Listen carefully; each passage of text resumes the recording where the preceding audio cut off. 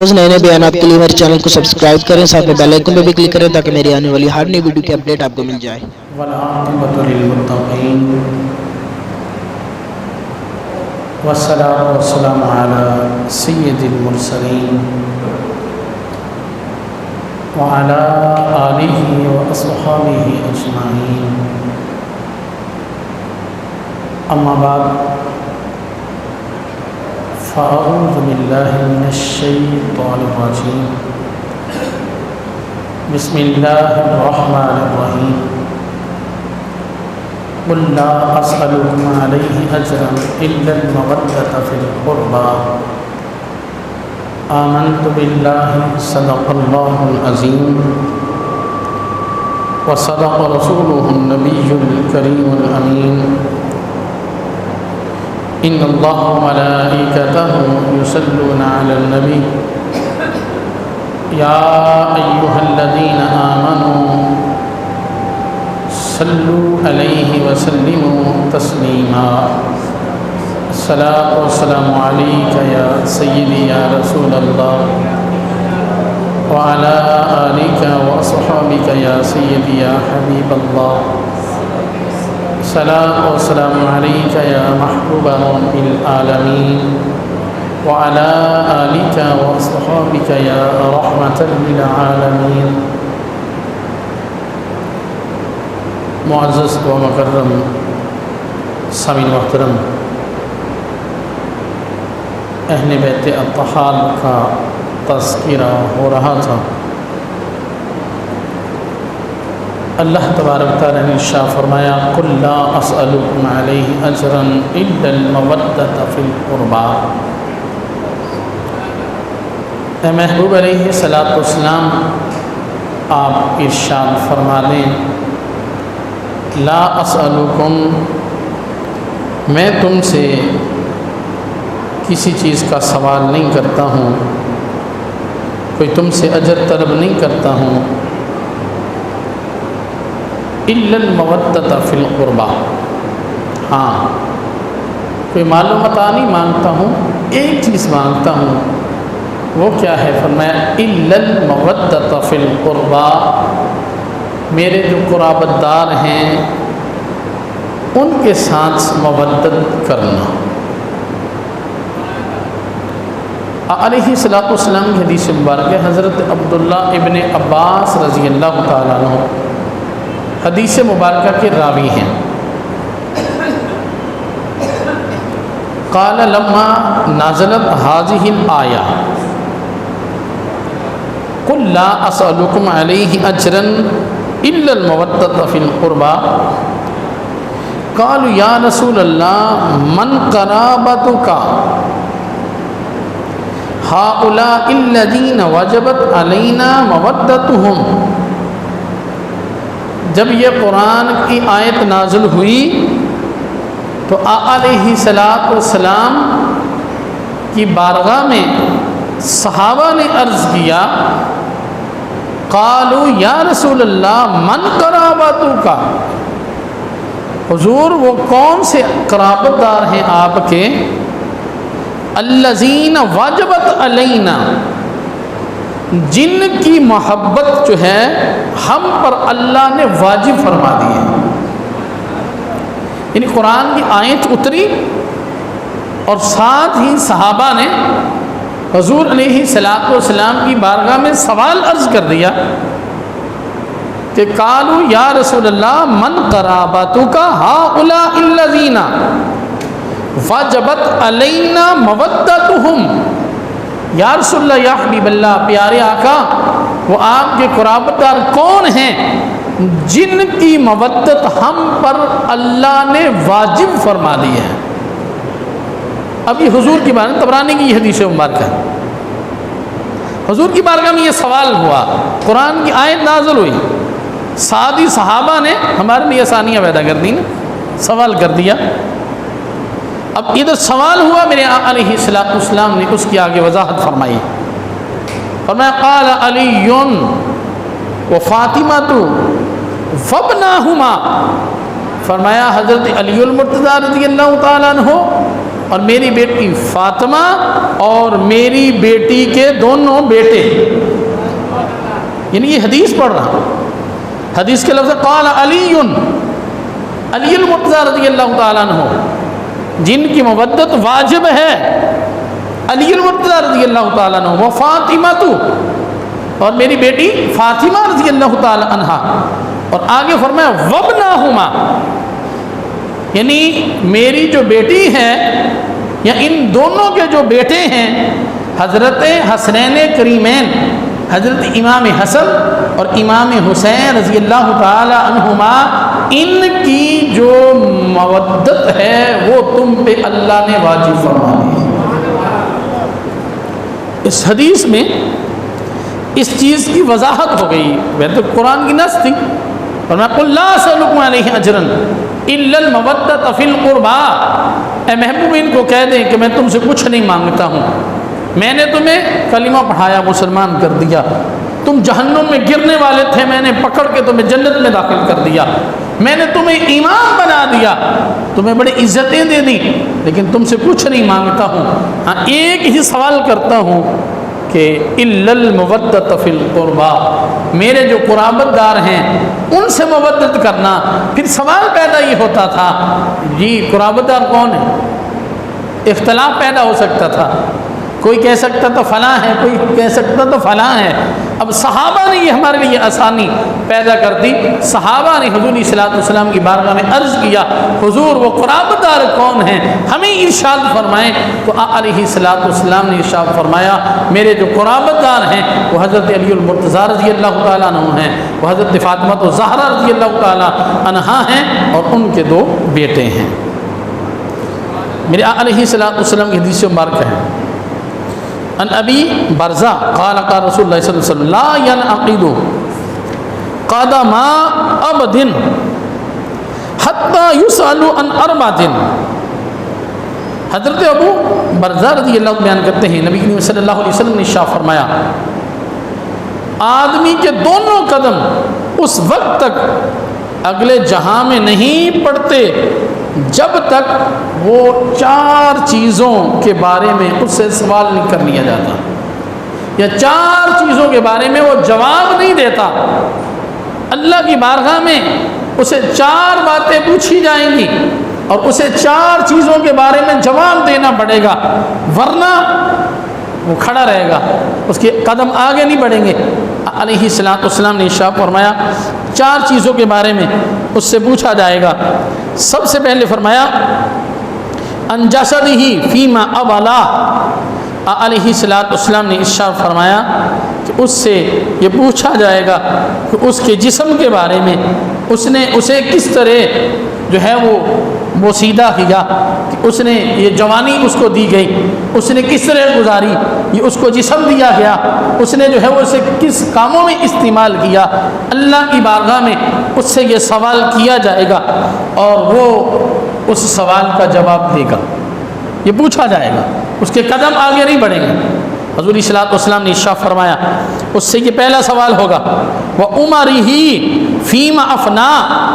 دوسرا سوال اس سے پوچھا جائے گا اس کی عمر کے بارے میں، اس نے یہ اپنی عمر جتنی بھی کس کو دی گئی ہے، کسی نے 40 سال گزارے ہیں، کسی نے 50 سال گزارے ہیں، کسی نے 100 سال گزارا ہے، اس سے اس کی عمر کے بارے میں پوچھا جائے گا کہ تو نے یہ عمر کس طرح گزاری ہے، یہ 50 سال کس طرح ختم کیے ہیں. اللہ کی بارگاہ میں اسے جواب دینا پڑے گا. پھر علیہ الصلوۃ والسلام نے ارشاد فرمایا تیسرا جو سوال کیا جائے گا وَمَالِهِ مِنْ أَيْنَ اَقْتَسَبَ وَفِي مَا أَنْفَقَ. فرمایا اس سے پوچھا جائے گا مال تو نے کس طرح کمایا اور کس طرح خرچ کیا، رزق حلال کھایا یا حرام کھایا. بھئی یہ نہ کہیں کہ شاید جو ہے یہ جو ہم حلال و حرام کی تمیز بھول گئے ہیں، شاید ہم سے پوچھا نہیں جائے گا. بھئی پوچھا جائے گا، جواب دینا پڑے گا، اور اللہ کی بارگاہ میں تمہیں حاضر ہونا پڑے گا. تمہارے قدم آگے نہیں بڑھیں گے، تمہیں اس کا جواب دینا ہوگا. علیہ السلام نے ارشاد فرمایا تیسرا سوال اس سے ہوگا این اقتصب.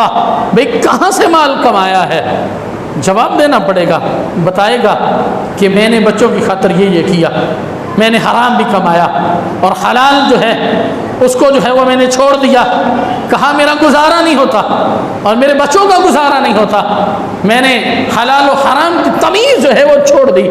بھئی وہ بچے جن کی خاطر بندہ حلال و حرام کی تمیز بھول جاتا ہے، جب بندہ مرتا ہے، اس دنیا سے جاتا ہے، تو وہ کپڑے جو اس کے اتارے جاتے ہیں میت کے، وہ کہیں نا بیٹے کو پہن لا، نہیں مجھے خوف آتا ہے، وہ کہے گا مجھے ڈر لگتا ہے، مورتے نے کپڑے پہنے تھے، وہ اتنا خوف زدہ ہوتا ہے جن کی خاطر بندہ حلال و حرام کی تمیز کو بھول جاتا ہے، اسے پتہ ہی نہیں ہوتا، اپنی جو ہے وہ ہر چیز کو بھلا کے وہ یہ سمجھ رہا ہوتا ہے کہ شاید جو ہے یہ سب کچھ یہ دنیا ہی ہے، ہر چیز کو بھلا دیتا ہے۔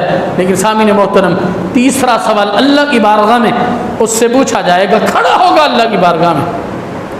حضرت امام سری سکتی رحمۃ اللہ تعالیٰ علیہ آپ فرماتے ہیں میں نے پوری زندگی اسی فکر میں گزار دی ہے کہ اللہ کی بارگاہ میں حاضر ہونا ہے، کس منہ سے حاضر ہونا، کیا منہ دکھاؤں گا؟ اللہ کے ولی ہیں، کہتے ہیں میں نے تو زندگی اسی فکر میں گزار دی ہے، اللہ کی بارگاہ میں کھڑے کیسے ہونا؟ بھائی پلے ہی کچھ نہیں ہے، تو بھائی اللہ کی بارگاہ میں کھڑا ہونا پڑے گا۔ یہ حضور صلی اللہ علیہ وسلم نے ارشاد فرمایا 4 سوال پوچھے جائیں گے، 4 سوال کے جواب دینے پڑیں گے، پھر قدم آگے بڑھے گا۔ تیسرا سوال فرمایا مال کے بارے میں پوچھا جائے گا، بتا این اکتسبہ وفیما انفقہ، کمایا کیسے اور خرچ کیسے کیا؟ یعنی یہ نہیں کہ خرچ بھی جیسے مرضی کرتا رہے، کوئی نہیں، مجھے کون سا پوچھنے والا ہے، حلال و حرام کی تمیز بھول جائے اور جو ہے وہ خرچ کرتے وقت جو ہے اس چیز کو مد نظر نہ رکھے کہ مجھے یہاں خرچ کرنا چاہیے یا نہیں چاہیے۔ اگر کہہ دیں نا مسجد یا مدرسے کو 5000 روپے دے دیں تو چودھری صاحب کا چہرہ بدل جاتا ہے، اور وہی چودھری صاحب جو ہیں اگر جو ہے وہ کتوں کی لڑائی ہو رہی ہو تو وہاں 50000 روپے دے کے آ جاتا ہے، کرکٹ میچ ہو رہا ہو اسے 50000 روپے دے کر آ جاتا ہے، لیکن مسجد میں دینے کے لیے چودھری صاحب کا چہرہ متغیر ہو جاتا ہے۔ بھئی پوچھا جائے گا کمایا کیسے ہے، خرچ کیسے کیا ہے، پوچھا جائے گا، جواب دینا پڑے گا قیامت والے دن۔ تو فرمایا یہ تیسرا سوال اس سے ہوگا اور اللہ کی بارگاہ میں کھڑا ہوگا، قدم آگے نہیں بڑھے۔ چوتھا سوال سن لیں، علیہ السلام نے شاہ فرمایا وَأَنْ حُبِّ أَهْلِ بَيْتِ، حضور نے فرمایا جو چوتھا سوال پوچھا جائے گا وہ میری اہل بیت کے بارے میں پوچھا جائے گا۔ پوچھا جائے گا بتا تو میری اہل بیت اطہار کی سر محبت کرتا تھا یا بغض رکھتا تھا؟ میرے اہل بیت اطہار کا تذکرہ آتا تھا تو تیرا چہرہ کھل جاتا تھا یا متغیر ہو جاتا تھا؟ بھئی یہ قیامت والے دن اللہ کی بارگاہ میں کھڑے ہو کر یہ چوتھا سوال علیہ السلام نے ارشاد فرمایا اس سے پوچھا جائے گا، ان حب اہل بیت، اہل بیت اطہار کی محبت کے بارے میں پوچھا جائے گا۔ فقیل یا رسول اللہ، صحابہ کرام نے عرض کیا، کیا عرض کیا؟ فما علامت حبکم، یا رسول اللہ، یا حبیب اللہ، پیارے آقا، پھر اہل بیت اطہار کی محبت کی علامت کیا ہے؟ ہمیں کیسے پتہ چلے گا کہ یہ اہل بیت اطہار سے محبت کرنے والا ہے یا نہیں ہے؟ تو سوال کیا گیا کہ فقیلا، قیلا سوال کے لیے آتا ہے، قیلا کہا گیا یا رسول اللہ صلی اللہ علیہ وسلم فما علامت حبکم، حضور یہ ارشاد فرمائیں کہ اہل بیت اطہار کی جو محبت ہے جس کا قیامت والے دن ہمیں چوتھا سوال ہم سے ہوگا، ہم سے پوچھا جائے گا کہ اہل بیت اطہار کی محبت کے بارے میں بتاؤ، تو حضور ہمیں کیسے پتہ چلے گا کہ یہ اہل بیت اطہار سے محبت کرتا ہے؟ اس کی علامت کیا ہے؟ میرے آقا علیہ السلام نے فَضَرَبَ بِيَدِهِ علی من کبی علی، علیہ السلام نے اپنا ہاتھ جو ہے حضرت علی المرتضیٰ رضی اللہ تعالی عنہ کے شانے پر مارا، فرمایا یہ میرا علی، یہ محبت کی علامت ہے۔ فرمایا یہ میرا علی جو ہے یہ محبت کی علامت ہے، یہ پتہ چل جائے گا کہ علی سے کون محبت کرتا ہے اور کون محبت نہیں کرتا۔ تو سامعین محترم، جس طرح آپ سے یہ پوچھا جائے گا قیامت والے دن تو نے زندگی کس طرح گزاری ہے، تجھے 50 سال دیے تھے، 60 سال دیے تھے، 70 سال دیے تھے، بتا زندگی کیسے گزار کے آیا ہے، اور جس طرح یہ پوچھا جائے گا کہ تجھے مال دیا تھا کس طرح تو نے خرچ کیا ہے، کس طرح تو نے کمایا ہے، تو اسی طرح یہ بھی پوچھا جائے گا اہل بیت اطہار کی محبت تیرے دل میں تھی یا نہیں تھی۔ اہل بیت اطہار کا ذکر آتا تھا تو تیرا چہرہ کھل جاتا تھا یا چہرہ متغیر ہو جاتا تھا، مرجھا جاتا تھا۔ تو سامعین محترم، یہ چوتھا سوال میرے آقا علیہ الصلوۃ والسلام نے ارشاد فرمایا اللہ کی بارگاہ میں بندے کو دینا پڑے گا، اس کے قدم آگے نہیں بڑھیں گے جب تک یہ جواب وہ دے نہیں دے گا۔ سوال ہوں گے، سوالوں کے جواب اس پر دینا جو ہے وہ لازم ہوں گے۔ تو سامعین محترم، اہل بیت اطہار کی حضور نے، میں نے پہلے دن کہا تھا کہ یہ محبت حضور نے صرف کہا نہیں ہے بلکہ یہ پریکٹیکل کر کے دکھایا ہے حضور صلی اللہ علیہ وسلم نے۔ حضرت ام سلمہ رضی اللہ عنہ حدیث کی راویہ ہیں، فرماتی ہیں میں نے حضور اکرم صلی اللہ علیہ وسلم کو فرماتے ہوئے سنا علی اور قرآن کا چولی دامن کا ساتھ ہے، یہ دونوں کبھی بھی جدا نہیں ہوں گے، کبھی بھی جدا، یعنی قرآن اور علی جدا۔ بعد علی المرتضی رضی اللہ تعالیٰ عنہ سے محبت کا دعویٰ کرتے ہیں لیکن قرآن نہیں پڑھتے، قرآن نہیں پڑھتے، قرآن کبھی دیکھا ہی نہیں، قرآن کی زیارت ہی نہیں کی، یا قرآن کا ویسے ہی انکار کر دیا کہ ہم قرآن کو مانتے ہی نہیں ہیں کیونکہ یہ صحابہ نے جمع کیا ہے، یا یہ کہہ دیا یہ 10 پارے جو ہے وہ صحابہ کی بکری کھا گئی، ایسا اگر کوئی عقیدہ ہے تو بھائی جان یہ قرآن وہ قرآن ہے جس کے بارے میں میرے آقا علیہ الصلوۃ والسلام نے ارشاد فرمایا کہ یہ قرآن اور علی یہ ایک ہے، یہ کیا ہیں؟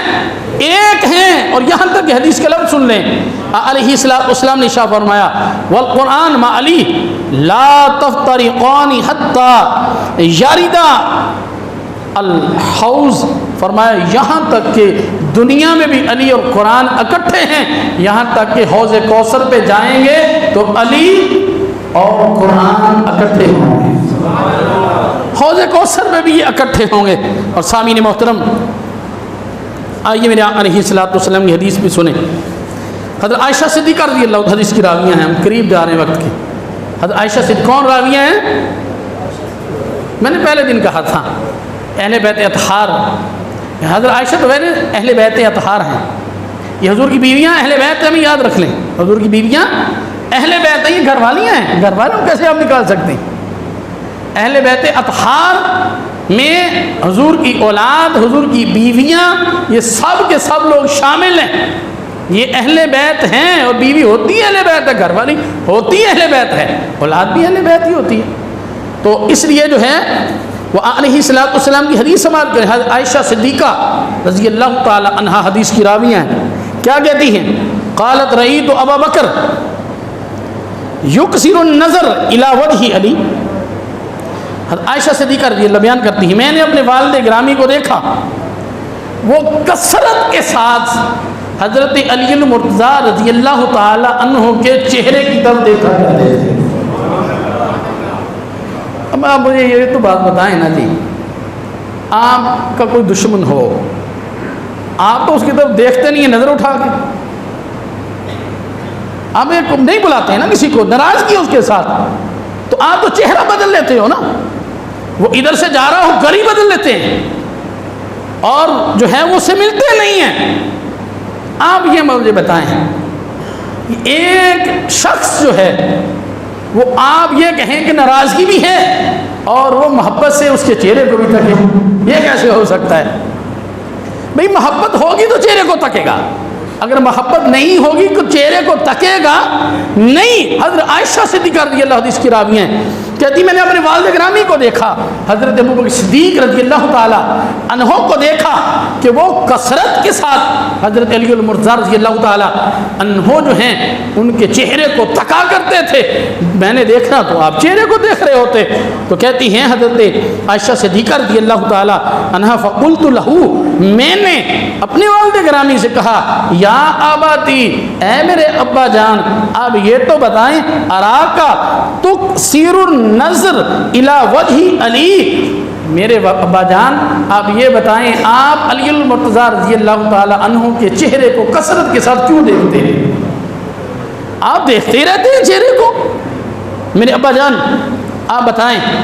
فقال یا بنیہ,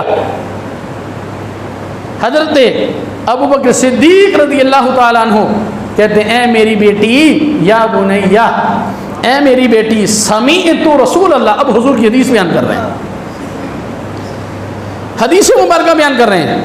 کہا سمیعت رسول اللہ صلی اللہ علیہ وسلم, میں نے اپنے آقا علیہ الصلوۃ والسلام سے سنا ہے, حضور علیہ الصلوۃ والسلام نے ارشاد فرمایا, یقول النظر الی وجہ علی عبادہ.